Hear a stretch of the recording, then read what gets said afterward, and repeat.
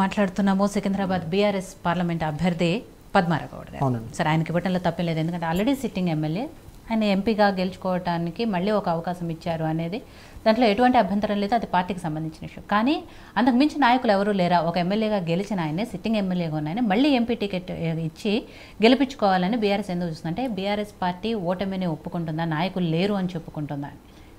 నాయకులు లేరని కాదు మేడం, నాయకులు మరి సికింద్రాబాద్ నియోజకవర్గంలో నాయకులు చాలా నాయకులు ఉన్నారు. కాకపోతే కేసీఆర్ గారి ఉద్దేశం ఏంటంటే, ఒక ప్రజల మనిషి, ప్రజల్లో ఉండే మనిషికి ఇచ్చిస్తే, మనకి ఇప్పుడు కిషన్ రెడ్డి గారే కానివ్వండి, దాని కానివ్వండి, వీళ్ళు సీనియర్లు ఉన్నారు, రాజకీయంగా అనుభవం ఉన్నారు, వాళ్ళకి ఢీ కొట్టడానికి వాళ్ళంతా అనుభవం ఉండాలని చెప్పేసి సికింద్రాబాద్లో ఇప్పుడు పద్మారావు గౌడ్ కార్పొరేటర్ స్థాయి నుంచి ఇప్పుడు దాకా ఎమ్మెల్యే స్థాయి దాకా మినిస్ట్రీగా, మంత్రిగా చేశారు.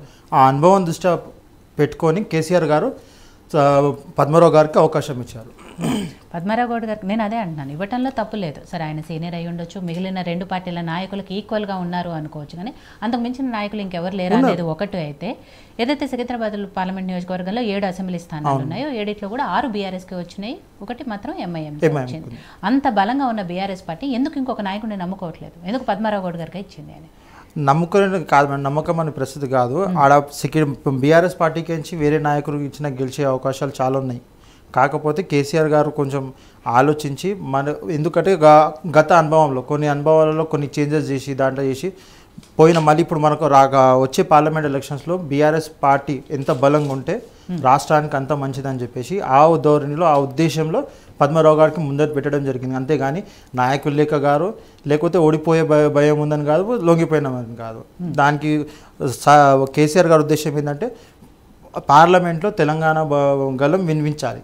ఆ గలం వినిపించాలంటే పద్మారావు గారి నాయకత్వం కానీ, జ్ఞానేశ్వర్ ముద్దురాజు గారి మన నాయకులు లాంటి వాళ్ళ నాయకులు, వీళ్ళు బలహీన వర్గాలకు ఎంచిన నాయకులు, వీళ్ళ లాంటి వాళ్ళకు ఇస్తే బాగుంటుందని చెప్పేసి అవకాశం ఇవ్వడం జరిగింది. రైట్. సో ఇప్పుడు నేను అన్నట్టు 6 అసెంబ్లీ స్థానాల్లో కూడా బీఆర్ఎస్ ఉంది కాబట్టి పద్మారావు గౌడ్ గారికి ఎంతవరకు ఆ అవకాశాలు కలిసి వచ్చే అవకాశం ఉంది, ఎంతవరకు కాన్ఫిడెంట్గా ఉంది బీఆర్ఎస్ పార్టీ? ఇప్పుడు 6కి మీరు చెప్పారు, ఇప్పుడు 6కి 6 మంది బీఆర్ఎస్ పార్టీ గెలిచారు, 7కి 6 మంది గెలిచారు. దాంట్లోకించి ఒక దానం నాగేందర్ గారు మళ్ళీ బ్యాక్ టు ప్రొవిలియన్ చెప్పేసి మళ్ళీ కాంగ్రెస్ పార్టీ గర్వాపరిసి అని వెళ్ళిపోయారు. సో ఇప్పుడు మాకు దానం నాగేందర్ కూడా గెలిచింది కూడా బీఆర్ఎస్ గుర్తు మీద 2 సార్లు 18లో కానివ్వండి, 23లో కానివ్వండి గెలిచింది. బీఆర్ఎస్ పార్టీ కారు గుర్తు మీదనే కేటీఆర్ గారి ఫేస్ వాల్యూ మీదనే అతను గెలిచడం జరిగింది. సో ఇప్పుడు 99% ఆల్రెడీ మన ప్రెస్ డిబేట్లో కూడా చెప్పారు కేసీఆర్ గారు, ఆల్రెడీ సికింద్రాబాద్ పార్లమెంట్లో మేము జెండా ఎగిరేసినామని చెప్పారు. మీరు అన్నారు కేటీఆర్ గారు, కేసీఆర్ గారు ఫేస్ వాల్యూ మీద దానం నాగేందర్ గారు గెలిచారు. మరి ఓడిపోయిన దగ్గర వీళ్ళ ఫేస్ వాల్యూ పనిచేయలేదా? ఎక్కడ మిగిలిన ఓడిపోయిన మేడం. ఇప్పుడు ఇది ప్రతిపక్షాలు మొత్తము మభ్యపెట్టి ఓట్లు మీరు గెలిచిన చోటేమో వాళ్ళ ఫేస్ వాల్యూ, గెలవని చోటేమో ప్రతిపక్షాలు. హైదరాబాద్ లో మొత్తం గెలిచాం కదా మేడం. గ్రేటర్ హైదరాబాద్ ప్రజలు కానివ్వండి, చుట్టుపక్కల ఉన్న కొన్ని ప్రాంతాల్లో మేము ఓడిపోయినది కూడా 1% మార్జిన్తో, అది కూడా కొన్ని తప్పుదాల వల్ల ఓడిపోవడం జరిగింది. అంతేగాని పార్టీ మీద వ్యతిరేకం కాదు, అది కొంతమంది లోకల్గా ఉన్న నాయకుల వ్యతిరేకలో అది ఓడిపోవడం జరిగింది. కేటీఆర్ గారు ఫేస్ వాల్యూతోనే ఓడిపోవడం జరగలేదు. కానీ అక్కడ బొంతు రామ్మోహన్ గారు సీట్ ఎక్స్పెక్ట్ చేశారు, మిగిలిన ఇంకా చాలా మంది బీఆర్ఎస్ పార్టీలో సీనియర్ నాయకులు చాలా మంది ఎక్స్పెక్ట్ చేశారు. అదే వాళ్ళకి ఇచ్చినట్టయితే వాళ్ళకి ఇంకో పార్టీలోకి బొంతు రామ్మోహన్ గారికి ఇయ్యరని చెప్పారు కదా, కన్సిడర్ చేశారు, ఇయ్యరని చెప్పలేదు. బొంతు రామ్మోహన్ గారే తొందరపాటి స్టెప్ తీసుకొని పార్టీ చేంజ్ అయ్యి, బొంతు రామ్మోహన్ గారికి ఎక్కడ అన్యాయం జరగలేదు. పార్టీలో ఆయన కొంత న్యాయం జరిగింది, ఎక్కడ జరగలేదు. బొంతు రామ్మోహన్ గారు ఇక్కడ చదువుకున్నారు, విద్యార్థి విభాగంలో ఉన్నారు, విద్యార్థి విభాగం ప్రెసిడెంట్ చేశారు. ఓయూకేంచి మంచి ఉద్యమంలో చురుగ్గా పాల్గొని కేసీఆర్ గారు గుర్తించి తగిన స్థానం కల్పించి హైదరాబాద్ తొలి మేయర్, తెలంగాణకు ఒక గోల్డెన్ వర్డ్స్లో ఆయన పేరు రాపించడం జరిగింది. అది ఘనత కేసీఆర్ గారికే పోతుంది.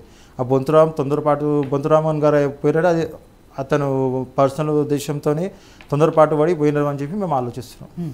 కానీ మాజీ మేయర్గా ఉన్న బొంతు రామ్మోహన్ గారు పార్టీలకు వెళ్ళిపోయారు, ప్రస్తుతం ఉన్న మేయర్ విజయలక్ష్మి గారు ఆవిడ వెళ్ళిపోయారు, డిప్యూటీ మేయర్ ఆయన వెళ్ళిపోయారు. సో పరిస్థితి ఎలా ఉంది ఇప్పుడు బీఆర్ఎస్ పార్టీ?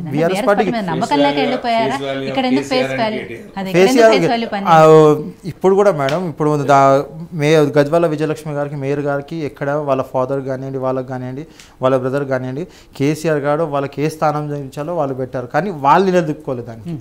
ఇది పార్టీ తప్పు కాదు, ప్రజల తప్పు కాదు, కేసీఆర్ తప్పు కూడా కాదు. అక్కడ మోతేశ్వరి వాళ్ళ స్వార్థంతో వాళ్ళు పోయారు. అది వచ్చేటప్పుడు కూడా మీ పార్టీలోకి అట్లనే వచ్చారు కదా, వచ్చేటప్పుడు కూడా అట్లనే వచ్చారు. అంటే కేశవరావు గారు అప్పుడు వచ్చినప్పుడు కేశవరావు గారు వచ్చినప్పుడు తెలంగాణ ఉద్యమంలో పాల్గొన్నారు కాబట్టి కేసీఆర్ గారు ఆయన కూడా ఉంటే తోడ్పాటు ఉంటే బాగుంటుంది అని చెప్పేసి పార్టీలో ఆహ్వానించారు.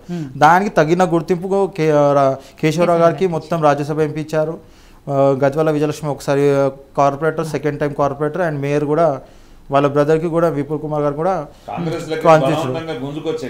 గుంజుకోరాలేరు. సరే గుంజుకొచ్చినప్పుడు అంత పెద్ద సీనియర్ లీడరు ఎట్లా పోయిందండి, అది కూడా క్వశ్చనే కదా.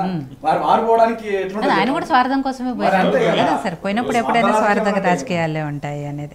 మేడం చిన్న స్టాటిస్టిక్స్ చెప్తాను మీకు. 2014 ముందు ఎయిమ్స్ 7 ఉన్నాయండి, ఇవాళ 22 ఎయిమ్స్ వచ్చినాయి.